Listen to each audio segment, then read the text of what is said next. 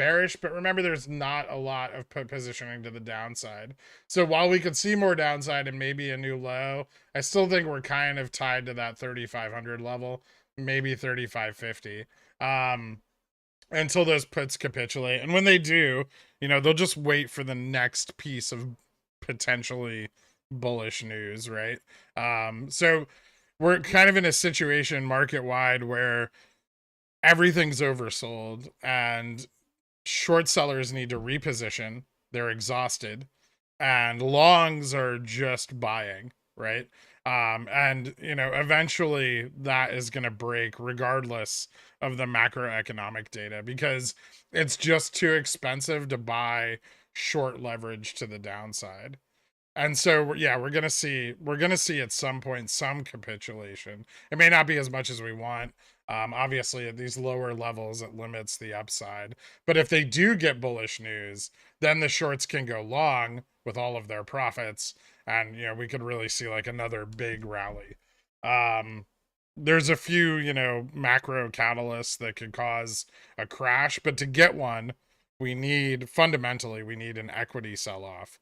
We need big banks to sell the positions they have that are up. And they don't want to do that, right? It decreases their margin. It's not ideal.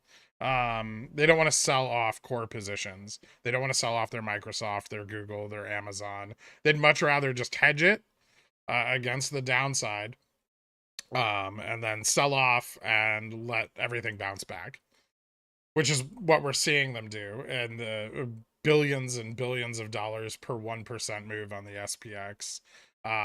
Like 33 billion per 1%, or several hundred million per dollar change. So eventually the market maker is going to deleverage that position, either due to theta or price, or macroeconomic data hinting at upside. So either we're flat for a couple more weeks, or we're going to move up really hard tomorrow. Obviously only the data in the morning will be able to tell us. Robin Your Hood, thank you so much for becoming a billionaire. Still a lot of pressure on all the basket stocks. Dow's still performing much better than the SPY. Remember, we're seeing that sector shift to value, industrial, manufacturing. We'll continue to see that as rates rise and confidence in growth slows down, along with a hot commodities market, which we haven't had in a long time. So investment into, especially at these lows, investment into commodities and value stocks is very, very enticing. And we are starting to see big money flow that way. Upstart, GME, all the basket stocks, still net negative gamma basically across the board. Volatility funds trying to keep a hedge from flipping on those. That hedge could flip on a lot of them if the market rallies, especially if it rallies hard on the back of good macroeconomic data. So something to watch out for if you're positioned in those stocks, and be really careful with covered call selling, because they can get blown up if the market shifts. And part of that rally is covered calls getting blown up. So don't be the one to be blown up on that.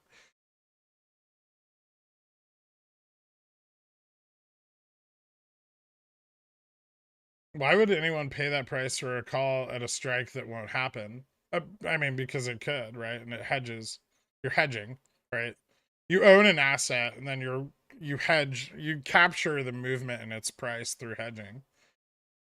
So if I own SPY, right, and this is the SPY trend normally, then when it's moving up, I'm selling SPY on the downside, and I'm long SPY on the upside, right? So I've got options hedging upside moves on this position, and then I'm buying more when it dips because I'm selling CSPs, right?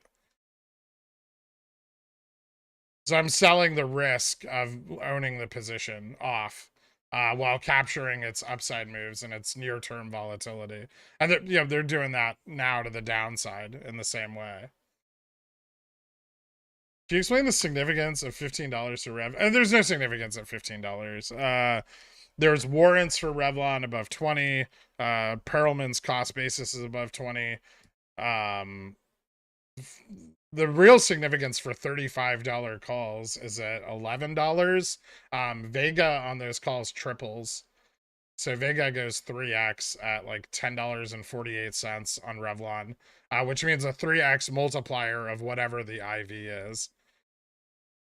So, you know, IV on Rev, if it ran to that price out of the blue, would probably exceed 400%. So you're looking at a Vega multiplier of 1200% on the premium of the contract at $10.48, which is insane.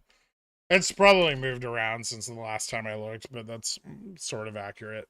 Anyway, that's about it for tonight. I will see you guys all bright and early tomorrow morning. See what the CPI prints. Thank you guys so much for tuning in, and have a great night.